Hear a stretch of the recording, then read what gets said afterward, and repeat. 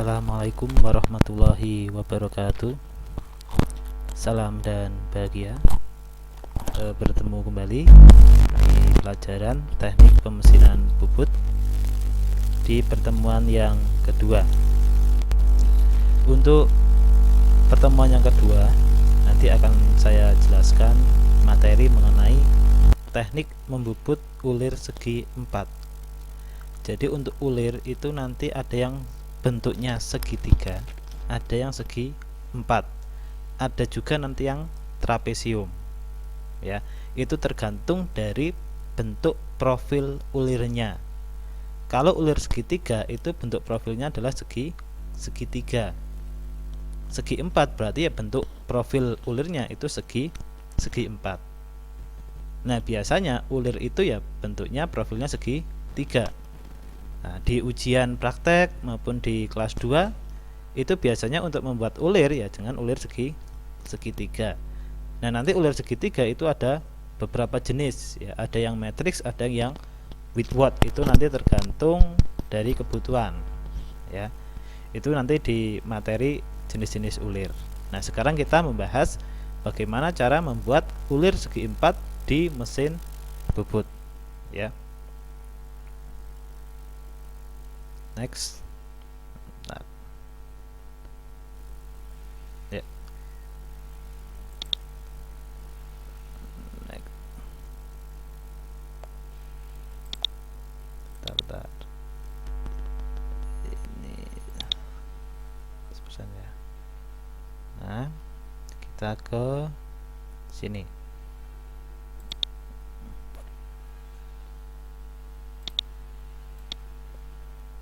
Nah, tujuan pembelajaran dulu.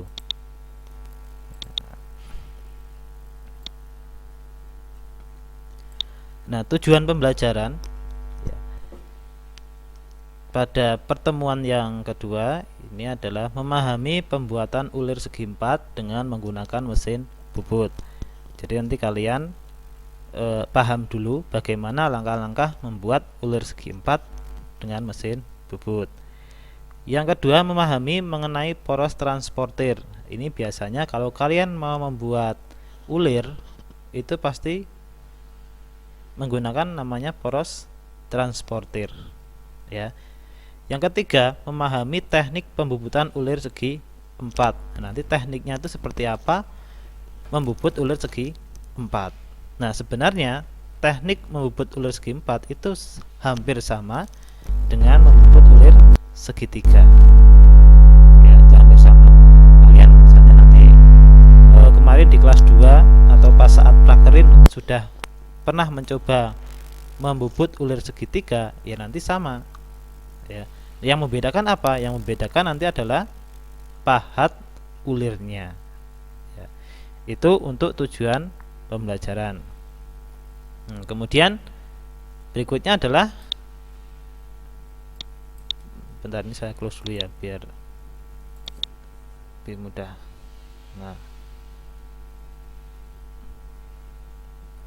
Nah, pahatnya tadi saya katakan bahwa perbedaannya itu di pahatnya. Kalau pahat ulir segi 4, otomatis pahatnya adalah berbentuk segi 4 ya. Kalian tahu segi 4 itu ya sisinya sama semua ya, keempat sisinya itu sama semua, berbeda nanti dengan persegi panjang. Jadi semua sisi itu sama. Diasah sesuai dengan ukuran dan bentuk ulir segi 4 dengan mempertimbangkan sudut heliks ulir ya. Nah, nanti kalian saat mau membubut ulir segi 4 harus menyiapkan pahatnya. Nah, pahatnya harus diasah sesuai dengan ukuran dan bentuk ulir. Ukurannya misalnya kisarnya adalah 4 mili. Ya, kalian harus membuat pahat sesuai dengan kisar 4 mili. Kalau mau membuat kisar 6 mili itu diubah lagi pahatnya ya. Berbeda dengan ulir segi 3. Kalau ulir segi 3 itu pahatnya 1. Misalnya untuk ulir matrix itu bisa digunakan untuk kisar 4 mili, kisar 1,2 mili, kisar 2 mili. Nah, itu bisa satu pahat ya. Tapi untuk ulir segi 4 itu tidak bisa ya. Jadi sesuai ukuran, satu pahat ya sesuai dengan ukuran. Misalnya kisarnya 4, kisarnya 6 itu beda pahat ya. Dengan mempertimbangkan sudut heliks ulir. Nah, ini biasanya kalau ulir itu kan ada melilit ya. Nah, ulir itu kan melilit. Nah, itu ada sudut heliksnya. Semakin besar ya nanti biasanya kisarnya itu semakin besar. Aplikasi ulir segi 4 ya. Nah, ulir segi 4 itu aplikasinya di skrup pengencang vis kita ragum ya. Jadi di ragum itu ada baut ya, itu ulirnya segi 4. Klem ya, klem C itu juga ulirnya segi 4. Poros berulir ini juga sama ya, ini juga segi 4. Jack dan transmisi daya ini biasanya juga segi 4. Misalnya kalian pernah lihat di bendungan sungai yang kecil itu ya, untuk irigasi. Nah, itu untuk membuka tutup pintu irigasi itu kan dengan ulir. Itu ulirnya juga ulir segi 4. Yang kaitannya nanti dengan membutuhkan daya yang besar atau pressure segi 4 ya. Nah, ini contoh dari gambar ulir segi 4 ya. Nah, ini pahatnya. Jadi kalau dari atas itu seperti ini. Cara memasangnya besok ya. Kemudian ada sudut heliks. Sudut heliksnya ini mempertimbangkan sudut heliksnya ya.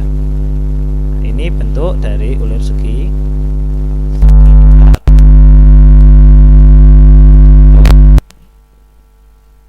Kemudian untuk masih pahat ya. Pahat ulir segi 4 biasanya terbuat dari HSS atau karbida. Nah, untuk HSS ini biasanya kalian ngasah sendiri ya. Untuk karbida ini biasanya bentuknya inset ya. Jadi kalian tinggal pasang inset pahatnya. Dan di bengkel itu khususnya TKM itu sudah punya dua-duanya ya, baik yang karbida maupun yang HSS ya. Nah, ini profil dari pahat ulir segi 4 ya. F nya ini adalah apa? F nya ini adalah profilnya ya. Profilnya itu F. F ini setengah dari kisarnya. Misalnya kok kisarnya 2 mili, 4 mili ya, saya contohkan 4 mili ya, lebar ininya itu 2. Jadi setengah dari kisarnya ya. Kemudian yang semakin ke belakang ini semakin kecil ya. Supaya apa? Supaya bagian sini itu tidak menerima beban yang besar ya. Jadi yang menyayat itu hanya bagian ujung sini, bagian samping itu tidak menyayat ya. Dan kalau dilihat dari depan itu ada sudut heliksnya, ini sudut heliksnya. Lihat dari samping ini seperti ada sudut pahatnya. Ini untuk yang pahat ulir segi 4 yang luar ini untuk yang ulir. Jadi ada juga ulir segi 4 ulir dalam itu kemudian juga segi 4 ya. Kemudian berikutnya poros transporter. Pemakanan penggunaan ulir secara otomatis dengan menggunakan poros transporter. Jadi kalau kalian mau membuat ulir, nah poros transporternya itu harus muter ya, ada setting itu ya. Nah, supaya apa? Supaya bisa membentuk ulir. Poros transporter sebuah poros berulir berbentuk segi 4 atau trapesium. Biasanya paling banyak itu segi 4. Dengan jenis ulir Whitworth atau matrix. Whitworth itu nanti ulirnya Whitworth ya, perbedaan Whitworth dan matrix. Whitworth itu nanti satuannya inci, matrix itu satuannya mm ya. Itu berfungsi membawa eretan pada waktu pembubutan otomatis. Kalian membubut ulir, membubut dengan otomatis pasti menggunakan namanya poros transporter. Kisar ulirnya antara 6 sampai 8 mili. Jadi untuk ulir segi 4 itu kisarnya besar. Ya, paling tidak itu ya 4. Ya. 4 kalau kisarnya 4 itu kalian ngasah pahatnya itu lebarnya 2 mili ujungnya. Jadi separuhnya. Kalau 6 ya berarti 3 mili. 8 4 mili. Jadi lebar pahatnya nanti separuh atau setengah dari kisar ulir. Untuk pembubutan otomatis dengan poros transporter maka harus ditekan tuas otomatisnya.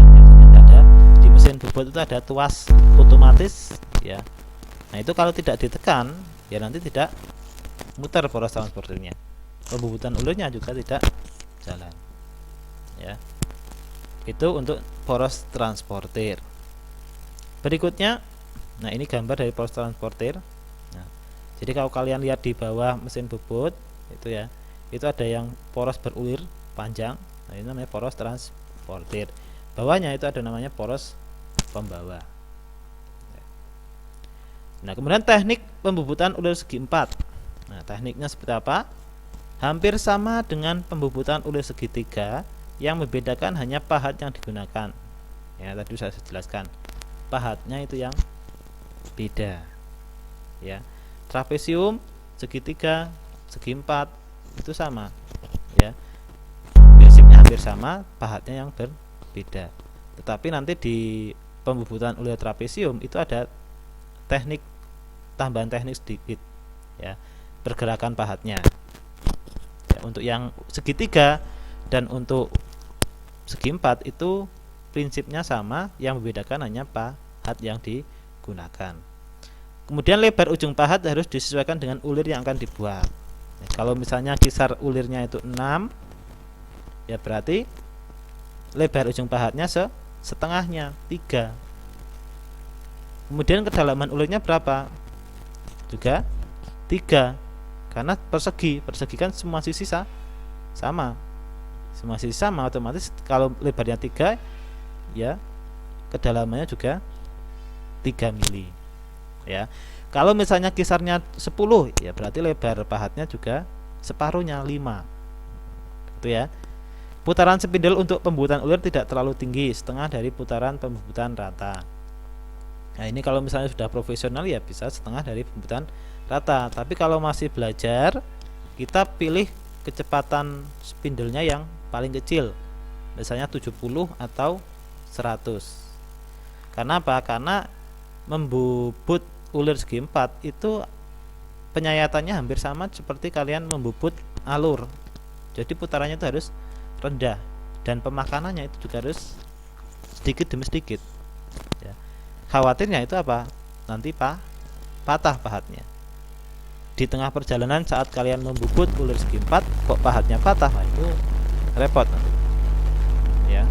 Harus melepas pahat, diasah lagi, dipasang. Nah, saat masang kembali, nah itu harus disesuaikan dengan alur yang sudah jadi. Ya. Jadi diusahakan saat kalian membubut ulir segi 4, pahatnya jangan sampai patah. Ya. Sedikit demi sedikit saja pemakanannya. Nah, nanti kan semakin lama nanti kedalamannya akan tercapai. Ya, jadi putarannya tidak terlalu tinggi. Nah, ini kecepatan potong yang dianjurkan untuk pahat HSS. Jadi materialnya misalnya baja, pekerjaan kasar ya. Misalnya untuk pertama awal kasar itu 27 meter per menit. Untuk finishing nanti lebih tinggi lagi 30 meter per menit. Untuk penguliran ya ini hanya 11 ya. Jadi hampir separuhnya ya, separuhnya untuk pembubutan biasa. Aluminium hanya 18 meter per menit. Perunggu 8, besi tuang untuk penguliran hanya 8 meter per menit untuk kecepatan potong. Nah, kecepatan spidolnya berapa? Itu dari kecepatan potong ya. Misalnya CS sama dengan P D kalikan N bagi 1000. Nanti ketemu N-nya untuk menghitung kecepatan putar spindle-nya. Saya rasa di kelas 2 sudah dipelajari ya, menghitung parameter pemesinan bubut. Berikutnya adalah langkah pembuatan ulir segi 4 ya. Nah, ini besok kita praktekkan saat pembelajaran tatap muka. Ini hanya sekilas langkah-langkahnya saja ya. Pertama adalah siapkan benda kerja. Nah, yang perlu diperhatikan di sini, nah, nanti ada ketentuan saat kalian menyiapkan benda kerja. Misalnya kisar yang mau kalian buat itu adalah 4 mili ya. Diameternya itu nggak boleh hanya 10 mili ya. Nanti apa? Nanti ulir yang dibuat itu akan profilnya tidak seimbang ya, antara kedalaman ulir dengan diameter ulirnya ya. Kisarnya 4 itu kan otomatis kedalamannya 4 ya, kedua sisi ya 4. Kalau misalnya kok diameternya 10 mili ya, itu kan hanya 6 mili yang tidak dibubut. Nah, itu sangat riskan terjadi patah. Jadi nanti ada aturannya dalam menyiapkan benda kerja diameternya ya, sesuaikan dengan kisar yang akan dibuat. Benda kerja pada cekam, dipasang benda kerja pada cekam mesin bubut ya. Saya rasa ini sudah bisa semua ya, memasang benda kerja pada cekam mesin bubut. Memasang pahat ulir pada tool post. Nah, sebelum memasang pahat ulir, benda kerja ini harus dibuat bakalannya dulu ya. Jadi dibuat diameter luarnya untuk ulir berapa, kemudian dibuat alur ya. Alur di sini itu fungsinya sebagai batas penguliran ya. Alur itu biasanya kedalamannya sama dengan nanti kedalaman ulirnya, yaitu harus dibuat dulu ya dalam penyiapan benda kerja ini. Memasang pahat ulir, nah ini yang perlu diperhatikan adalah ujungnya itu harus tinggi center ya, ujung yang menyayat ya, bukan ujung pahatnya. Jadi ujung yang menyayat benda kerja itu harus tinggi center. Kemudian harus apa? Harus tegak lurus terhadap permukaan benda kerja ya. Jadi kalau memasangnya kok miring, itu nanti profilnya tidak segi 4, nah, tapi malah jadi jajaran genjang ya. Karena apa? Karena tidak tegak lurus ya. Jadi pertama itu harus tinggi center, kedua itu harus tegak lurus terhadap permukaan benda kerja. Yang ketiga itu harus kuat ya. Jangan sampai nanti bergeser saat kalian membubut ulir. Karena apa? Karena dengan membubut ulir segi 4 ini beban yang diterima oleh pahat itu lebih besar ya. Kalau lebih besar otomatis gampang geser atau mungkin bisa patah. Keempat, menentukan posisi roda gigi pada gearbox sesuai dengan ulir yang akan dibuat. Nah, ini menentukan kisarnya. Nanti di mesin bubut itu ada tabel kisar ya, atau pitch ulirnya. Itu nanti kalian atur sesuai dengan jarak kisarnya berapa ya. Setting handle pengendali otomatis. Nah, ini kita setting ke otomatis. Atur kecepatan putar spindle, ini yang paling rendah ya, dianjurkan 70 atau yang 100 rpm. Kemudian setelah semua diatur, maka nyalakan mesin dan siapkan melakukan pembubutan ya. Jadi yang pertama itu saat kalian menyalakan mesin dan siap melakukan pembubutan, nah, dicek dulu bendanya ngobel tidak ya. Kemudian kalau perlu pelumas ya kita siapkan ya, karena nanti untuk pembubutan ulir itu panas ya, apalagi nanti yang bahannya dari besi. Nah, otomatis perlu pendingin, kita bisa menggunakan yang namanya oli pelumas supaya apa? Supaya tidak pecah profil ulirnya ya. Setting titik 0 pembubutan, ini saya sudah bisa semua ya. Setting 0-nya putarkan, kemudian sayatkan sedikit pada permukaan benda kerja ya. Nah, ini setting titik 0 pahat ulir segi 4. Nah, kita sayatkan sini. Nah, ini di sini ada chamfer ya. Ini bisa di chamfer banyak dulu ya, chamfer. Nah, berikutnya mundurkan pahat dan posisikan pahat berada di depan benda kerja ya. Jadi posisikan itu di sebelah sini ya pahatnya. mulainya itu dari sini. Nah, bukan langsung dari sini, tapi dari sini. Ya. Mengatur kedalaman pemakanan ini dianjurkan untuk pertama kali itu sedikit ya. Jadi yang penting menyayat dulu, nah, membentuk alur.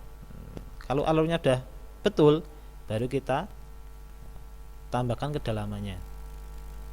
Kenapa? Karena kalau kalian nanti sudah kedalaman 0,1, ternyata jarak alurnya di sini salah, harusnya 4 kok 6 mili, ya, itu repot nanti menggantinya.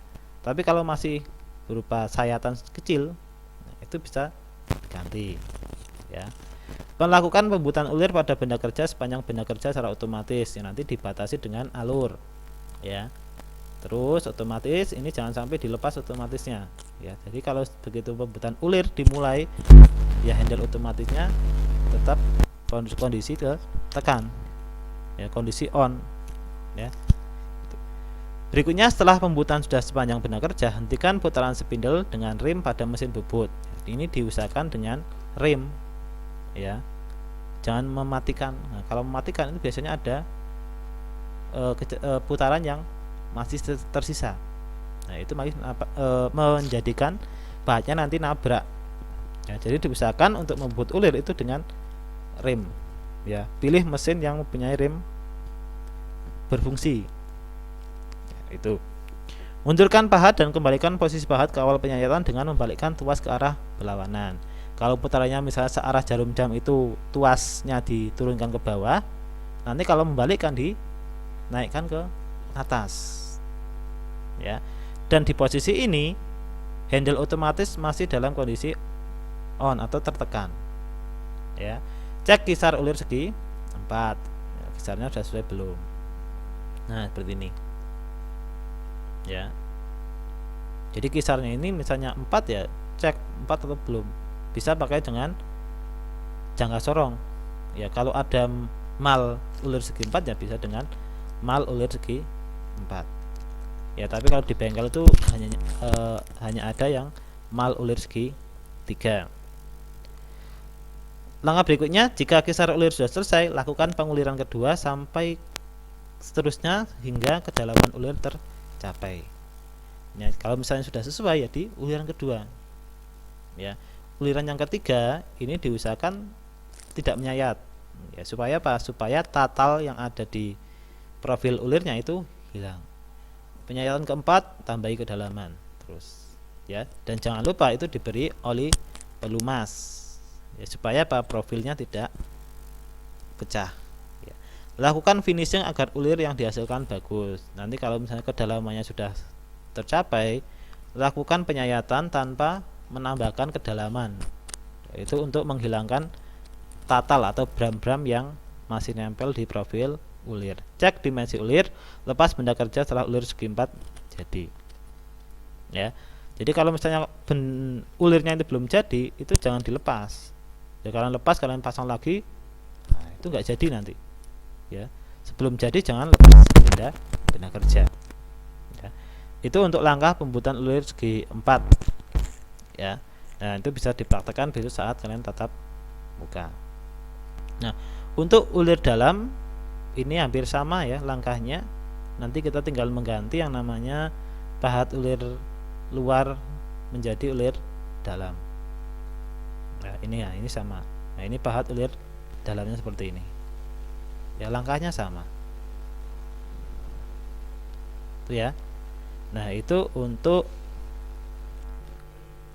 materi pertemuan kedua. Ya.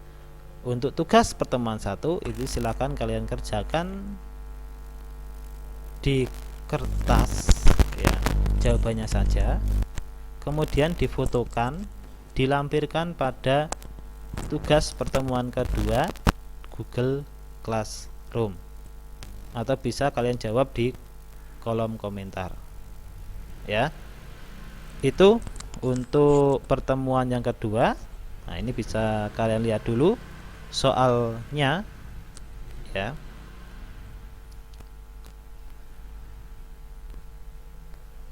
Kemudian dikerjakan ada 5 soal ya.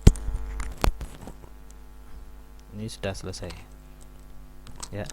Itu saya tunggu 2 menit ya untuk bisa menulis soal atau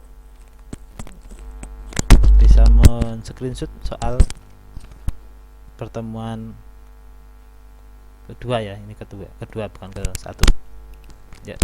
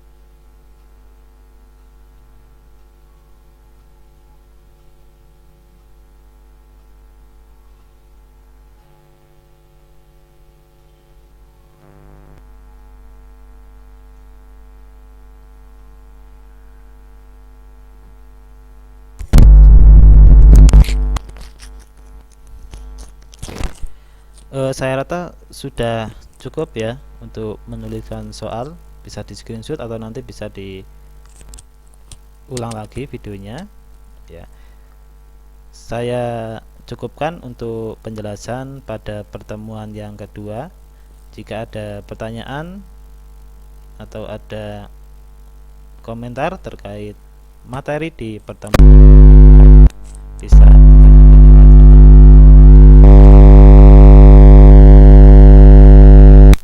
Nah, mengingatkan kembali untuk yang pertemuan pertama ya, bagi siswa yang belum presensi, silakan bisa presensi sesuai dengan ketentuan yang ada. Batas waktunya 1.